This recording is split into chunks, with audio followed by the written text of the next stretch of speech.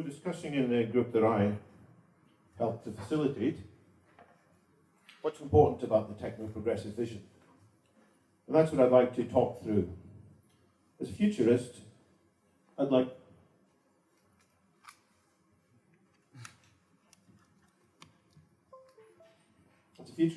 to talk through three different scenarios for how the world might unfold in the next 25 years. And talk about the importance of a techno-progressive action in ensuring that we end up in a good scenario rather than the other two scenarios. The three scenarios can briefly be described as the good and the bad and the muddle, or the good, the bad and the middle. If we look at how the world might evolve from the present day, 2017, to how it might be in 25 years' time. Just adjusting myself here. If we measure how human well-being might evolve over that time period, history by and large has shown a broad increase in human flourishing. On the whole, we are healthier, we have more prosperity, we've got more food to eat, of course with some drawbacks, but on the whole it's been improving. And when people project into the future, most people who don't think about it very much tend to assume that, what's happened in the past will tend to continue to happen in the future. Some people think, well, it's going to get a bit better, so it might have an improvement faster than before. Other people think the improvements might go slower than before. But it's my view as a professional futurist that I don't think any of that bundle of outcomes is very likely. Maybe at most 10% chance that we're going to have some muddle on through, business as usual. It's because of the forces that are unleashed, which we as transhumanists know quite a bit about, and which the rest of the world is gradually waking up to as well. The tremendous transformational energies of what people are starting to call the fourth industrial revolution. And if we're not careful, they're going to cause real havoc in society. So more likely, in fact, that human flourishing will start going downwards into a scenario that I call the collapse scenario. Collapse of social well-being, environmental collapse, humanitarian collapse. But equally, if we are smarter collectively, if we have the wisdom to foresee the possibilities, we can bend the trajectory of human flourishing upwards significantly into a scenario that I prefer to call sustainable abundance for all. And I rate this as probably the most likely outcome because we humans, on the whole, we are ingenious, capable, well-intentioned beings. But we also have a history of messing up, and with the more powerful forces we may mess up in more drastic ways. So I think there's far too high a probability that we might, over the course of the next 25 years, end up in a scenario that we very deeply regret. And personally, and as a movement overall, I believe it's our business to clarify what we need to do to avoid the risks of collapse and to increase the likelihood of a sustainable abundance for all. As a techno-progressive, I see that the main characteristic that's driving change is technology. If we looked at the charts that Anders Sandberg shared, whether we call them exponential or singularity, in each case, what's caused the tilt upwards in all these metrics is the Industrial Revolution. It's the wider adoption of technology driven by science, driven by an open society, driven even more fully by positive feedback cycles. But as an observer of history, I have to point out that technology isn't just doing its own thing, it's very much influenced by human response. As somebody who lived in the high technology industry for 25 years, again and again, I saw that the outcome of technology was influenced by what we humans did. What legislation we put in place to try and sometimes slow down or even prohibit technologies. What subsidies we put in place to incentivize the adoption of technologies more quickly. What skills we bring into the market so that people are able to take advantage of technologies, and which services we put there so that people don't have to be so highly skilled to take advantage. And even more than that, there's the question of human values. What are humans thinking in terms of what's possible and what's desirable. So I'm no technological determinist, and we transhumanists should avoid technological determinism. We should emphasize the human influence over the future. But we should also be aware of two big problems that emerge. One is that if the human responses, the legislation, the services and skills are suited to a previous era of technology, which is often the case, or if our assessment on the whole in society is based on a naive view of what future technology holds.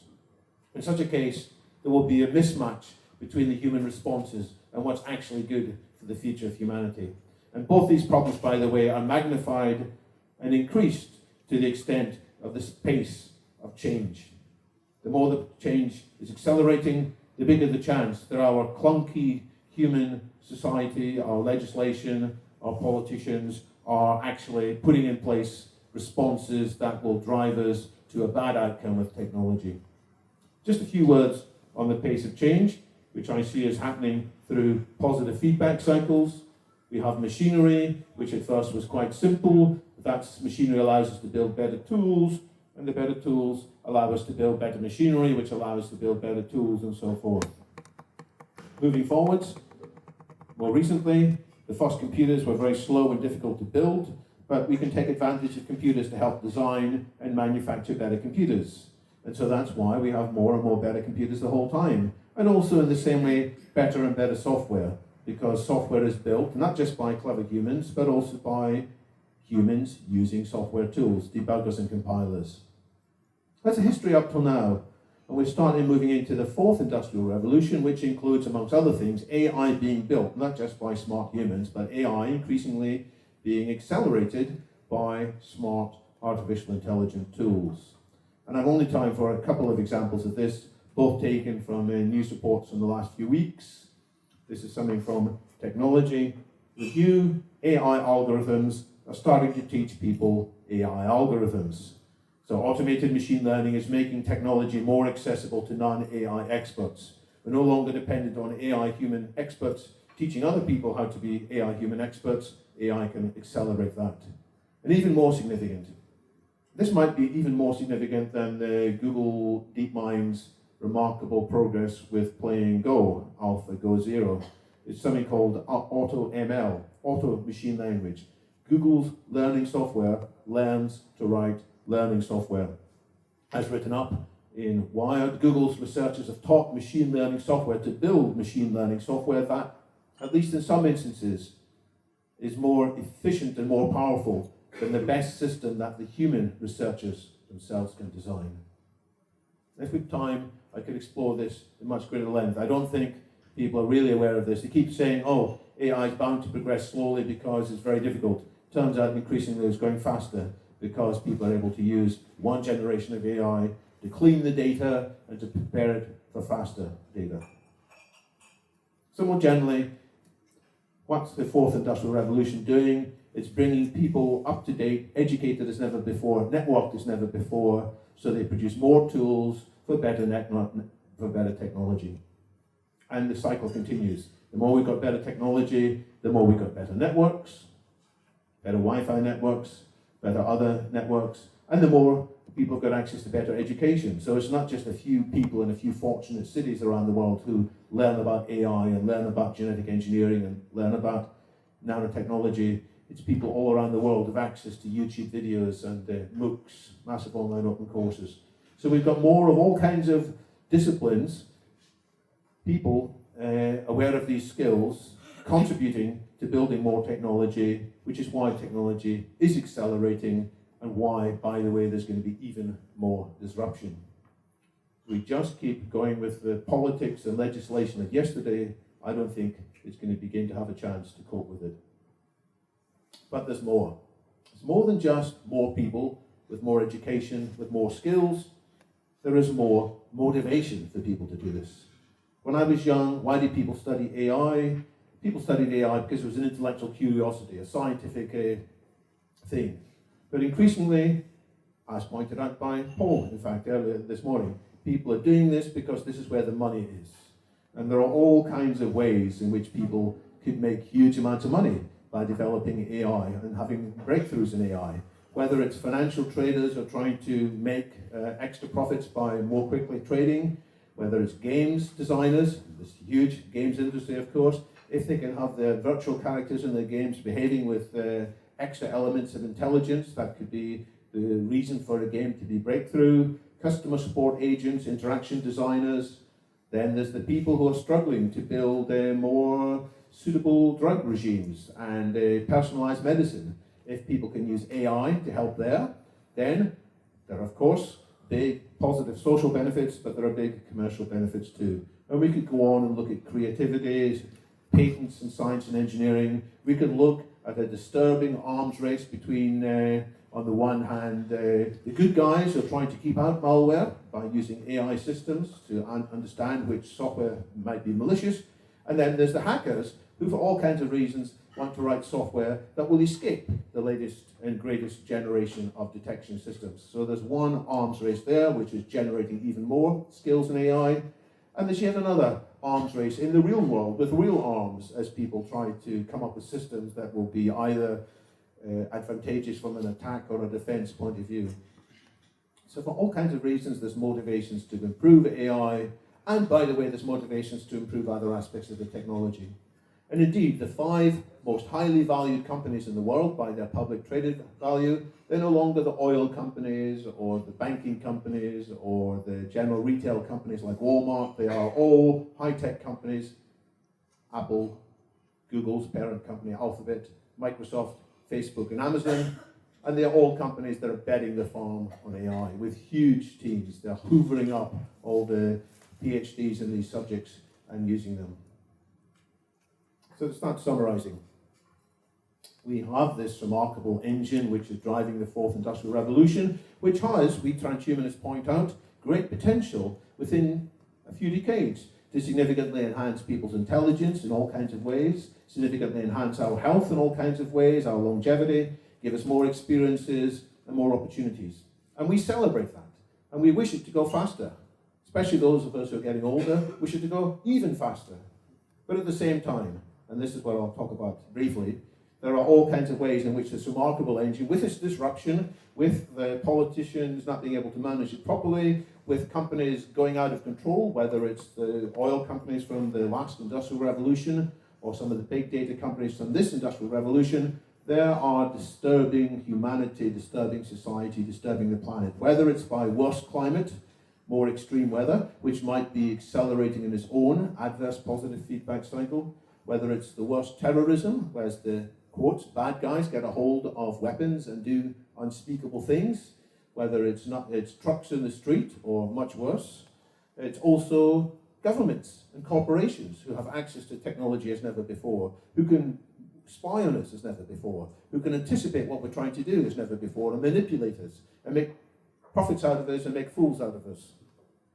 And worse, inequality. As technology comes along, the people who are able to take advantage of it do very well indeed, thank you. So overall, there are huge risks and there are huge opportunities. And most people who are thinking along the muddle along through system think, well, actually not much is going to change. By the way, technology is overhyped. We shouldn't believe these futurists and transhumanists. Things are going to slow down. I've tried to give the argument, and we technoprogressives should be very clear that there is a strong possibility that acceleration is going to come so fast that this middle of this road possibility is very unlikely to stay. We're more likely to go either in a good scenario in which everybody benefits, or quite likely in a scenario that some people benefit well for a while, but the rest get so pissed off and annoyed that the world starts falling to pieces. And let's talk about that inequality. I'd like just to briefly compare the 3 most highly valued companies in Detroit, Motor City, in 1990, with the 3 most highly valued companies in Silicon Valley in 2014. And it's a good comparison. It's due to some McKinsey consultants. It's a good comparison because in real terms, the amount of revenues the 3 companies were making was almost the same. Which group of companies do you think had the most employees? There were over 1 million employees in the 3 motor companies, and just over 137,000 employees in the Silicon Valley companies. And in terms of the public values of these companies anticipating their future profitability, the motor companies were pretty valuable, 36 billion at that time, whereas the Silicon Valley companies, 3 of them added together, were $1 trillion. So 30 times the public valuation from 1/10 the number of employees. And this is just one example of many in which there is a winner taking an increasingly large share of the profits. The ones that do very well indeed, others get left behind. We can see that in statistics such as here's from the International Labour Organization a few years ago, tracking the difference between, in the G20 countries, the growth in productivity overall of the marketplace. The marketplace is more productive, but the average salary, at least the median salary, the salary of the average worker, is not going up in real terms. It's stagnating. So more and more people are being left behind what the elite and the successful are doing.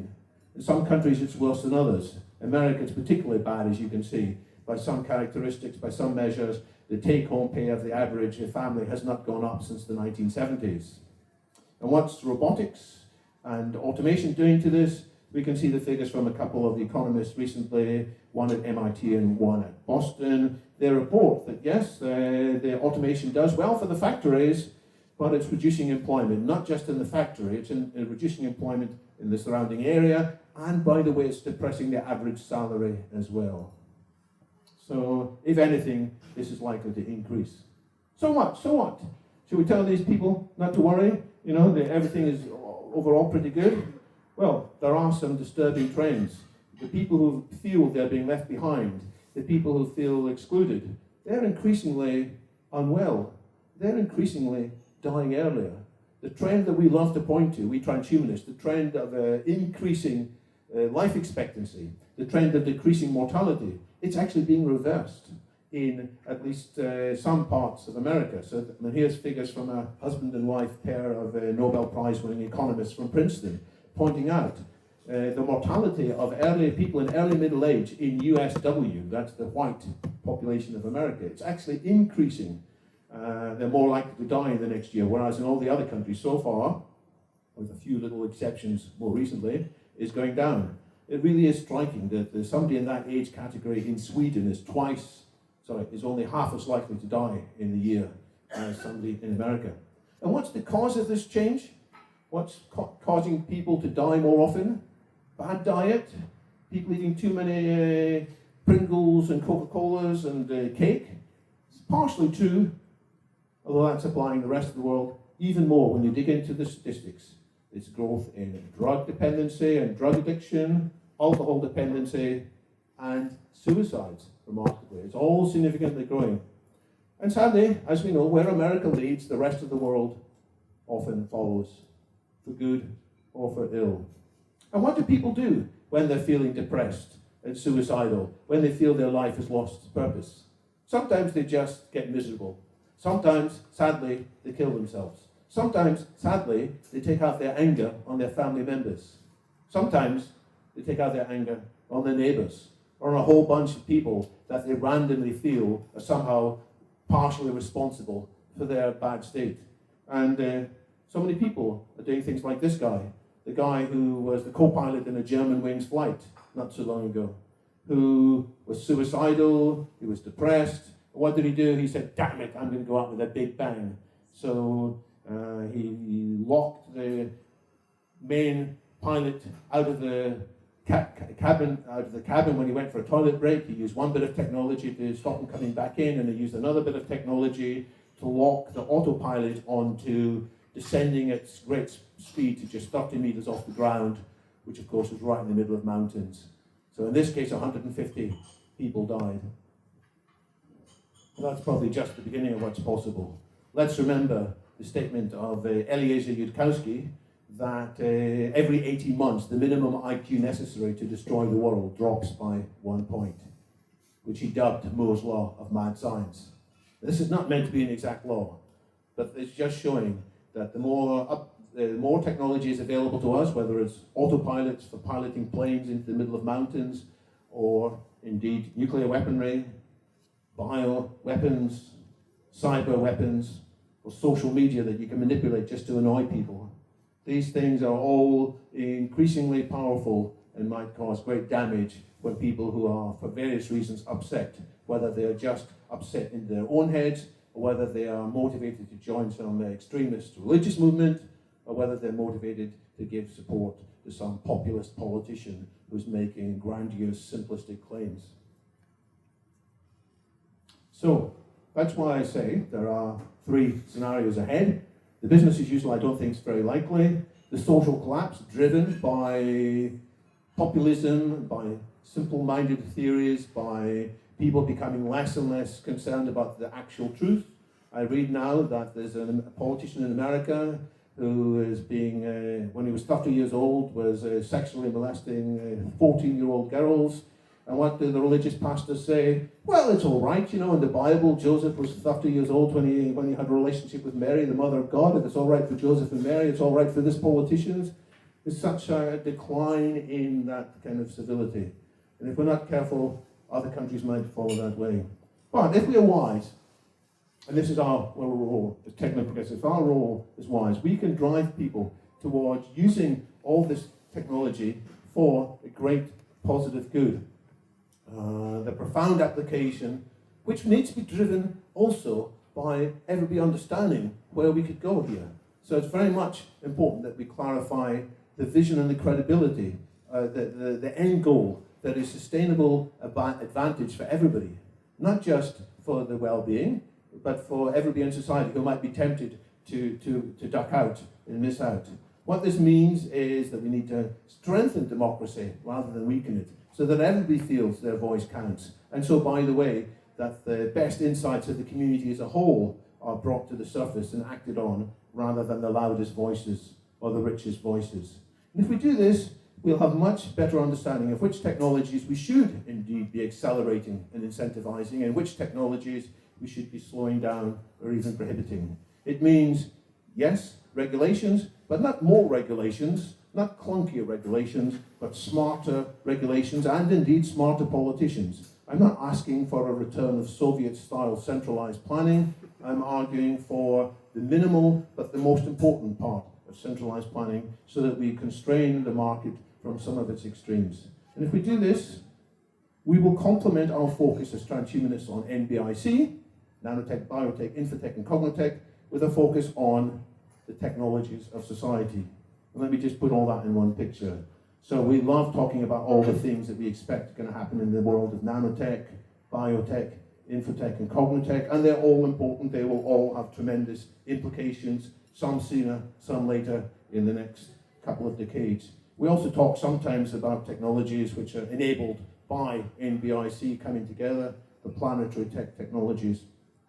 But most important of all is the technologies at the heart of society, the technologies governing how we make our decisions, governing how society as a whole allocates resources, the technologies of finance, of ledgers, which means accounting, keeping records, the technologies of how laws are updated and enacted on, the technologies which enable the best aspects of free markets but constraining the worst aspects of free markets, technologies over privacy, security, and politics. It's very much my belief that this is the most important set of technologies to get right. If we get this right, then we have a much better chance of ending up in a sustainable abundance for all in a few decades' time.